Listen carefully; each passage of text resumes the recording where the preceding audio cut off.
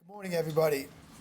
Yesterday, around 4:35 p.m., Suffolk County Police Department received a 911 call regarding a man found deceased in a wooded lot across from 19 New York Avenue in Bayshore.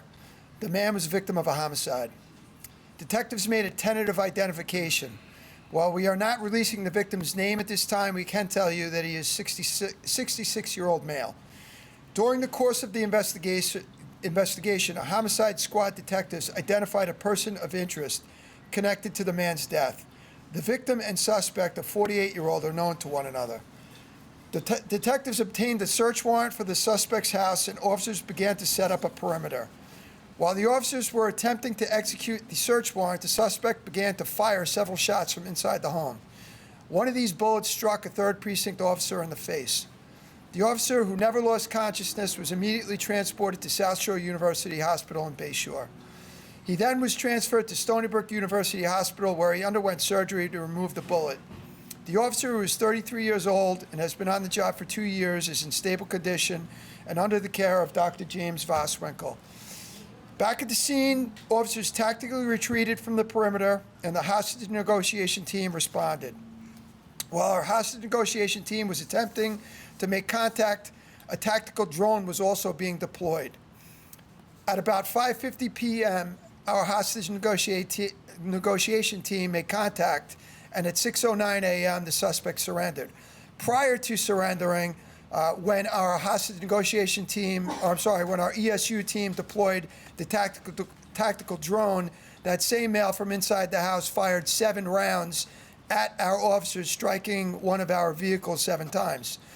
I want to commend all of the officers involved who displayed great restraint. No officer fired their weapons. Nobody returned fire. Policing is a challenge, and we are reminded once again that an officer's life can be threatened in a split second. I want to commend South Shore University Hospital and Stony Brook University Hospital for the great care they have provided to our officer. And again, thank Dr. Voss for all the great work he did. If not by the grace of God, this press conference would be a lot different today. Any questions?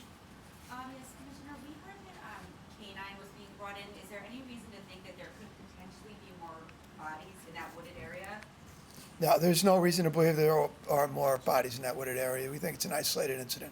What is the nature of the dispute between the deceased and you said they were known to each other? What was the nature of their relationship? It seems that they had worked together previously at some point, and they had prior disputes in the past. What line of work? I believe they were mechanics. How were you able to identify who the suspect was so quickly? It's still an ongoing investigation, but we were able to get some video camera footage from the scene, ring camera footage, and that helped in identifying the suspect. When do you believe the deceased was killed? Yesterday afternoon, just before that call at 4:35. And when you say you got video from the scene, do you mean the scene of the shooting itself? Well, it all happened in that, kind of proximity to the initial homicide scene. So we were able to get video that helped us identify the suspect and subsequently obtain a search warrant and ultimately, attempt to execute that search warrant.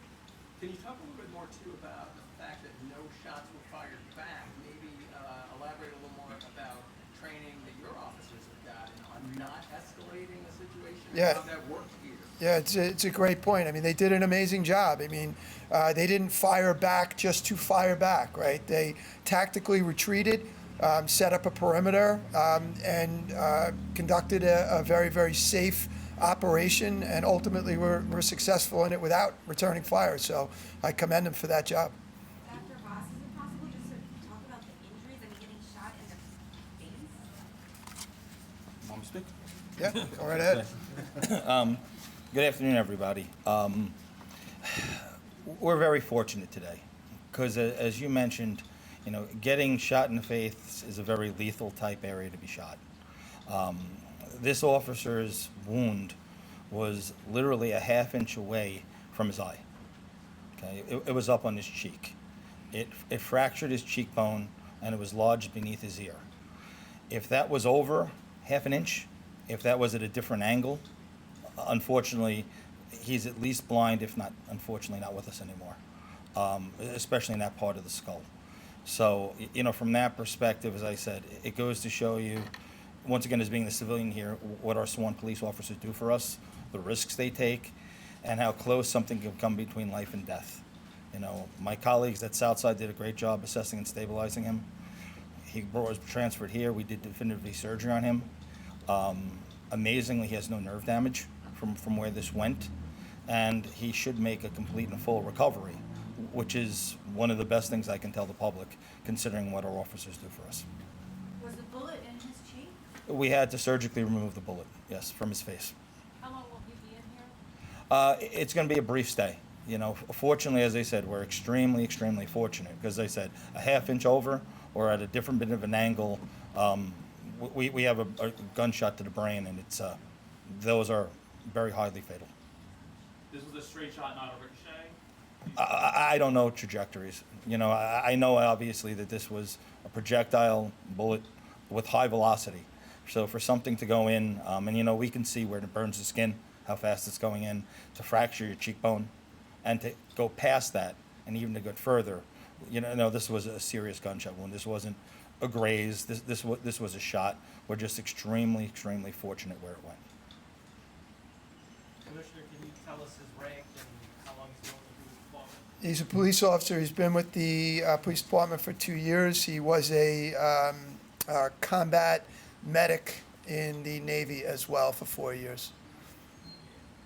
How about the suspects? Can you tell us, identify him, tell us anything about his criminal history or? He has a criminal history, not an extensive criminal history, but he does have a criminal history. And again, this is very, very fresh, so we still have a lot to investigate still. So we're not going to release any names.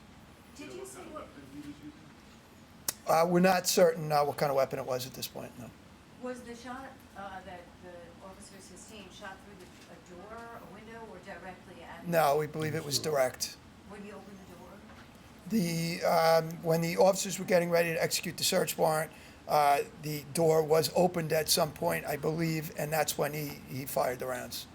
Have you been able, any of you, to speak with the officer, and if so, can you just tell us what he said, particularly noting that he is a medic himself, so how aware is he of just how very fortunate he is in this case? So I spoke to him a little while ago. He's got a smile on his face. I think he's in a lot of pain, but I think he understands that, this could have gone a lot worse. So I think, he's happy to be alive, and we're happy that he is alive. So, but he's in good spirits, and he's getting taken care of well. So we're all very fortunate.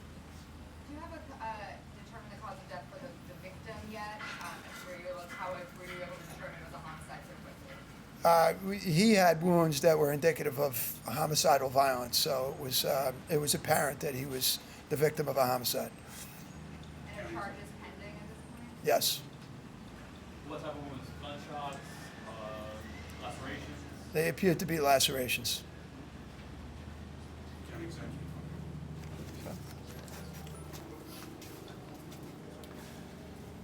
I was notified about the shooting about 3 a.m. when our police commissioner called us. It's one of the calls that you don't want to get. It's one of the calls that you dread getting, that one of the members of your police force has been injured in the course of his duty. But I have to say, our thoughts and prayers are with him, his wife, his 3 children, his whole family. We are all behind him. I have many of my colleagues here from the county legislature, county government, from the PBA, from the police department. We're all rallying for him and hoping for the best. I will say, it is a shame that these things happen, but I've got to tell you, I have great respect for this police department and for his partner who got him medical treatment almost immediately, and for the police officers that backed off a situation that could have been far more lethal and chose not to engage, and not one shot was fired by the Suffolk County Police. So, very professional, and in the end, the suspect surrendered of his own volition. We have him in custody, and I'm sure the district attorney will take the appropriate action regarding this. But clearly, the police department and all of its members are to be thanked for their professionalism, And lastly, I always want to thank my good friend, Dr. Voss. He seems to come to the rescue to help our police officers in need when they're wounded. Today is a lucky day that this is not life-threatening. It's painful. It's going to hurt for a long time, probably some scarring. But this officer is going to survive. And I cannot thank his colleagues for their professionalism. And the suspect is in custody, will be charged appropriately by the district attorney's office, and we will continue to do what we do, what these men in uniform do, which is to keep Suffolk safe. And they do it at the risk of their lives, as you can see. You don't know when a situation can turn violent in a second. This was simply serving a warrant.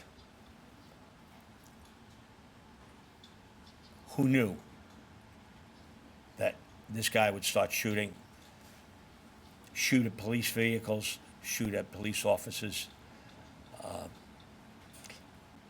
I give the men and women who wear this uniform great respect, and I thank God that they're there to protect all of us.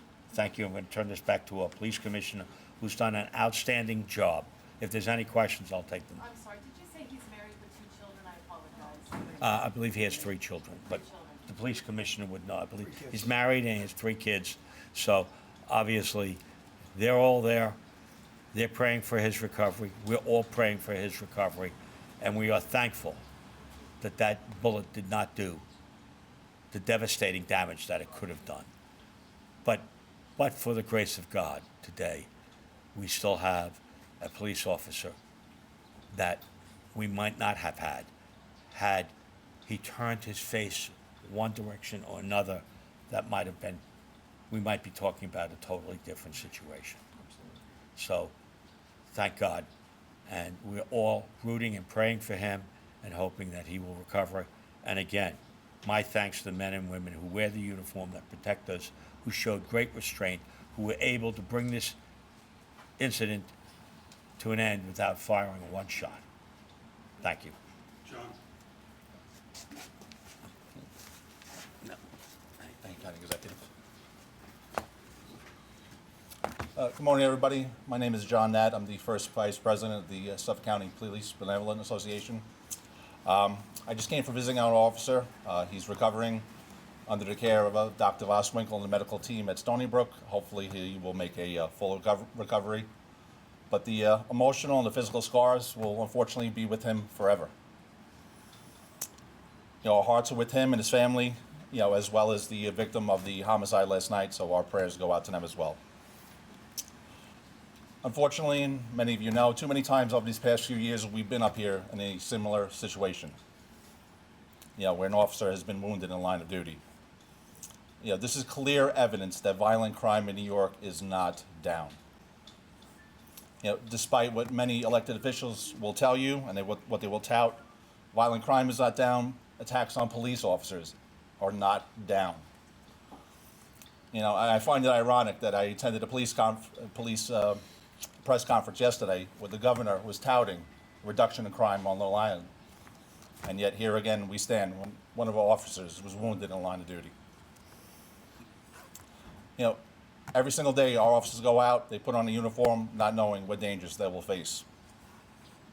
Their sons, their daughters, mothers, fathers, they're your neighbors. But they go out and face these dangers regardless. We stand behind our wounded officer. We're here for his family. Offer any support we need. We ask the community pray for him and his family as well. And just know that, being a police officer comes with many sacrifices that often the public doesn't see. Today you see it firsthand, what police officers go through. Thank you. Any more questions for the commissioner? I do, Commissioner, sorry, do you think that this incident could have been gang-related?